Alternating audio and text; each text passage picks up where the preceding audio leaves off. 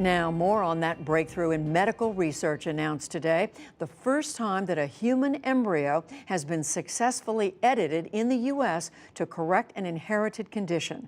The milestone could open the way for future treatments, but it also crosses a line that many have opposed. Sreenivasan has more from our New York studios.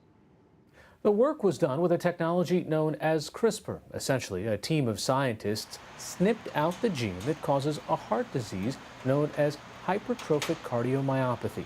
Researchers at Oregon Health and Sciences University showed they could erase the mutation not just from the DNA of the embryos, but also made sure the disease would not be passed on to future generations. That's known as germline editing, and there's been a major debate about whether that could lead to genetic engineering going too far. Researchers point out it's not ready for clinical use, yet it could lead one day to treating some inherited diseases. We examine the breakthrough with Jessica Berg, Dean of the Case Western Reserve Law School and Professor of Bioethics. Thanks for joining us. So tell us, how significant of a breakthrough is this that's been just published? So in one sense, it is simply the continuation of a line of research, which we've been doing for a while, about the use of CRISPR in genetic editing in a variety of settings. In another sense, it was a pretty significant advance. So this was the first study that avoided two fairly significant concerns that we'd seen in earlier studies. One of them was that the editing didn't always hit just the spot you wanted to edit. So, of course, you might be concerned that you changed other parts of the genetic code. And the other being that you couldn't necessarily get every cell to take up the edit you were trying to achieve. Both of those things are important before you move to a clinical setting. And so they addressed both of those in this particular experiment. This study was successful in not having either of those two things happen. Okay, so who stands to benefit the most here? I mean, in this particular case, we were talking about a heart condition, but could this be applied to the 10,000 different diseases that are on a single gene somewhere? So in theory, this could be applied to any kind of a single gene defect.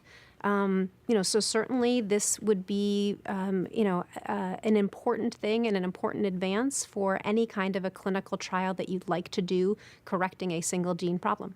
Now, that's where kind of, if you can modify a single gene, I think people are going to be concerned, could you modify it not just to get rid of the bugs, but sort of to add features if there were, say, eye color or freckles? Most of the rest of the stuff is much, much harder. Very few things that we code for genetically that we think of designing or changing are things that are controlled by one gene. Most of them have many genes involved and have gene-environment interactions. So we're pretty far away from being able to do anything where you pick and choose the characteristics to add in. The other concern is this was designed specifically to look at a problem part of the code, remove the problem part, and insert the correct part.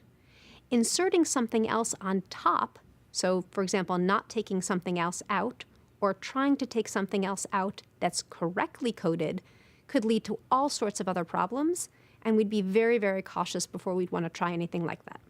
Well, one of the big concerns here was that this is not just editing the genes of a specific individual, but that this could change the inherited trait that goes on generation after generation. I mean, the National Academy of Sciences met earlier this year and said that we really should reserve this for the absolutely most serious and important conditions, right? Yes, and I think part of that concern is we don't know yet all of the implications of what we're trying to do. And so in those situations, you might want to be cautious and only change things that affect one generation. On the other hand, if you're thinking from a clinical standpoint, the idea that you'd have to correct the same genetic defect in each subsequent generation, or for example, that anybody choosing to have children knowing they could potentially pass on the genetic flaw might say, well, if you can cure this, why not cure it through all generations? Right, so what are the ethical concerns here? So the ethical concerns relate at various levels. On the first level, if you have concerns about the use of an embryo in a research setting, you will be concerned about this type of research. The embryos in question will be destroyed, discarded, or stored indefinitely, and for some people, that alone will be a reason to be very concerned. The other concerns raised are going to be how do you get this from the setting it's in, a research setting, to a clinical setting? As soon as you start to move forward, you involve other entities.